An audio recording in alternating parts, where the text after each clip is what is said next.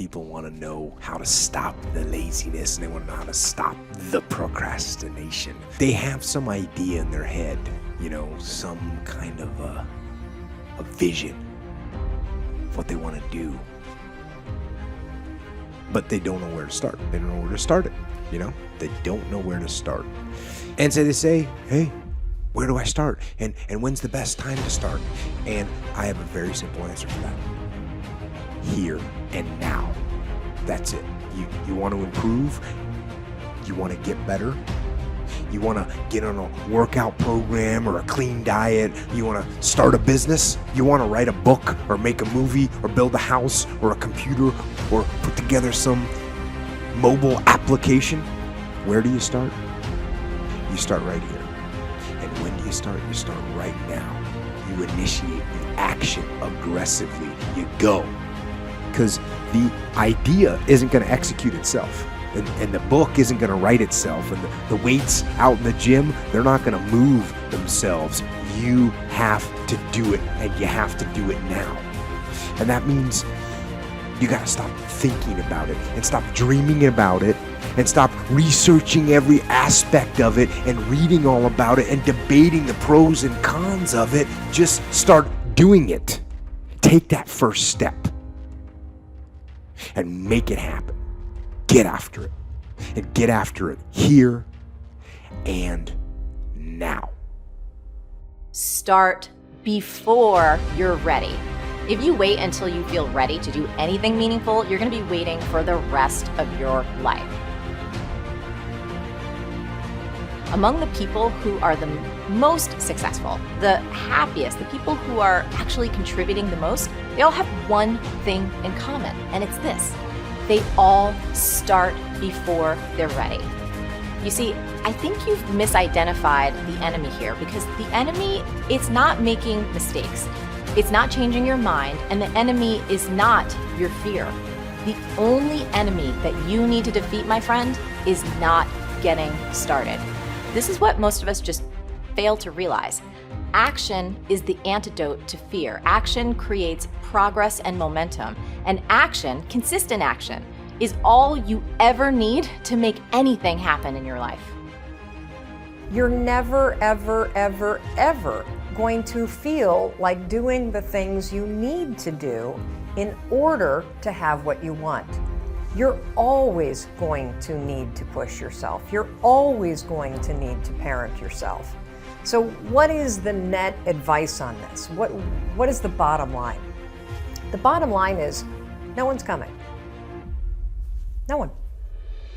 No one's coming to push you. No one's coming to tell you to turn the TV off. No one's coming to tell you to get out the door and exercise. Nobody's coming to tell you to apply for that job that you've always dreamt about. Nobody's coming to write the business plan for you. It's up to you. And because you're only ever going to do the things that you feel like doing right now or that feel good right now, unless you understand that you've got to parent yourself, you've got to push yourself, you're not going to make your dreams come true. You're just not. We're not wired that way. You weren't born that way, you weren't that way when you were growing up, and you're certainly not that way as an adult. And there's a tremendous amount of liberation that comes when you accept the fact that you're always going to need to give yourself a push. Purpose and reason and cause are extremely important. This is the why of your actions. This is knowing why you're doing what you're doing. This is the commander's intent. And so you absolutely, these are important. If you don't know why you're doing something, well, then let me ask you a question. Why are you doing something? It's very clear. It's very simple to understand. So you got to know, if you don't know why you're doing something, then what are you going to do when you hit an obstacle? You're going to stop. What adaptations are you going to make when things go wrong to overcome them? You're not going to make any, because you don't know why you're doing it. So if you have no reason for doing something, you're not going to do it. So you got to have a long-term goal. We got to understand the underlying purpose of what you're doing. You know who you have control over? You don't have control over your 9-year-old kid. You might think you do, but you don't. You don't have control over your wife to just make her, get in the game. Oh, you want to stay on the program. You want to cook whatever 14 chicken breasts on a Sunday night, so you got 2 a day during the week. Honey, make it happen. If you are a good leader and you explain what your goals are and you get her on board with the program, then yeah, guess what she's doing on Sunday night? Helping you cook some chicken breast for the week. But this is just like anything else, man. This is just like any other leadership situation. You want to blame the team when something's going wrong? That's not going to get you a solution. You need to take ownership of the problem. You need to get the problem solved. And when I say get the problem solved, this doesn't mean impose your will on the team. That means you need to lead the team. And there's a big difference. I don't quit. I'm resilient. I own the number one skill, the number one talent required to eventually win. I already have. I can't quit. You'd have to kill me to get me out of chasing my dream, right? So number one, I want to point it out as the number one gift. The best ability is availability. Do you have it? Have you decided to have it? Is it something you're going to possess the rest of your life? And those of you that do have it already, I need you to take an inventory, be aware of it, and be intentional with crediting yourself as you're listening to this or watching it today into the bank of your self-confidence, into the bank, into the deposits you make in your identity, because it has everything to do with winning. Every guest you've seen on my show, all the people that I've coached, all have different talents, skills, and abilities. What's the one they all have? The ability to stay present, the ability to stay in the fight, to have not quit. You think, well, that's not a big deal. Really? Because as I've been talking, millions of people made the decision to quit on their dream, just as I've been talking to you. The rest of the day, millions more will. Tomorrow, millions more. Every day, literally millions of people quit on one of their dreams, their dream relationship, their dream business, their dream body. So quitting has become the number one habit in the world by people that end up losing. And I'm telling you, it happens every day, every second, everywhere. Just the fact that while I've been speaking, you're still after your dream, you're ahead of them. You don't give yourself enough credit, because eventually what I found, it looks like winning's this huge competition.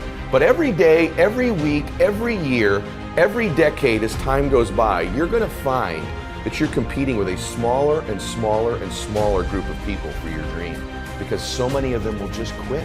And by the way, many of them that quit will possess talents, maybe even gifts you don't have. Their incredible ability with people, their incredible strength, their incredible brain, and they'll quit with all this giftedness, but you got the talent.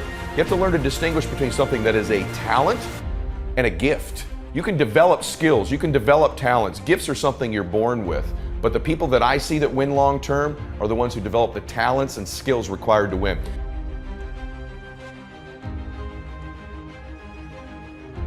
You know what I had? I had the ability to keep hitting the piñata in my life, to stick around long enough. And by the way, when you eventually win, it's not just you that gets all the candy, that gets all the victory, that gets all the money. Lots of people around you, many of which who you were hurting originally with that bat, many of them who were trying to talk you out of it, they get to celebrate in the candy too. My prayer for you is that you begin to think about this analogy. The piñata of your life, the piñata of your business, the piñata of your body. As you're swinging away, I'm here to tell you, even though it doesn't feel like it, you're getting closer to the candy. And if you can add more people to celebrate, it's okay that you feel disoriented. It's okay that it feels blinding and you don't know exactly what direction to go, just like these precious babies with the piñata. It's okay that you miss it once in a while. It's okay that you get tired once in a while. But as long as you keep after it and you keep pounding away that compound effort of your pounding, I can promise you there's candy someday. And everybody around you will jump on it and celebrate. That's my wish for you today as you listen to me. Of all the skills I'm going to teach you that I've taught you, and if you've not listened to my other shows, I teach you about listening, transfer energy, how to close, how to change your identity, how to live blissfully dissatisfied, how to unlock your success code, all of the very detailed things I teach. Today is the most important thing, is that as you learn all these skills, it'll help you with the blindness. Every single skill you learn, you'll see clearer and clearer and clearer. But if you don't develop the talent, the number one skill in the world, which is to keep hitting the piñata and to stick around until the candy comes out, because here's the deal. Someone's gonna get the candy in life. There's always candy in life. That piñata eventually always breaks down. Do you want to be the person who was there in the beginning, hitting as hard as you could and sacrifice it and maybe hurting the people around you and never get the candy? Or are you going to get something for your pain? Are you going to get something for your effort? Are you going to get something for the sacrifice you're making? You got to get something for this pain. You got to stick in the game until the candy comes out, and then we all get to celebrate.